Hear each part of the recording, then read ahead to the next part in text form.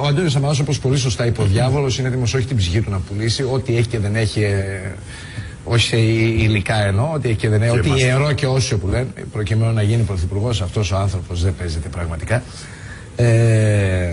Και να τον απολαύσουμε στο μονόπρακτο του Αντώνη Σαμαρά, μπορώ. Μπορώ να μειώσω το κράτος, μπορώ να διώξω έναν υπουργό που δεν κάνει, μπορώ να κινηθώ με ταχύτητα που απαιτείται, μπορώ να μειώσω τους φόρους, μπορώ να ελέγξω τη λαθρομετανάστευση, μπορώ να κάνω την εξεταστική, μπορώ να διαπραγματευτώ αποφασιστικά, μπορώ να δώσω προτεραιότητα στην ανάκαμψη, μπορώ να λέω την αλήθεια στο λαό, μπορώ να αποκαταστήσω την εμπιστοσύνη στην Ελλάδα. Φυσικά μπορείς, Αντώνη. Αυτά είναι τα εύκολα, Αντώνη Σαμαρά. Βγάλε το μανδύα του ταπεινού και πες στον κόσμο τα πραγματικά δύσκολα που μπορείς να κάνεις. Μην αδικείς τον εαυτό σου. Μπορώ να χτυπήσω παλαμάκια με το ένα χέρι. Μπορώ να κλείσω την τρύπα του όζοντος. Μπορώ να αναστήσω το Λάζαρο, γιατί από ό,τι έμαθα ξαναπέθανε.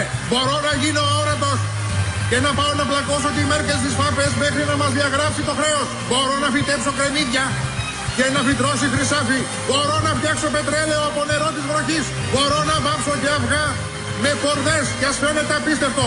Νέα Δημοκρατία, Αντώνης Σαμαράς. Πετάει ο Γάιδαρος.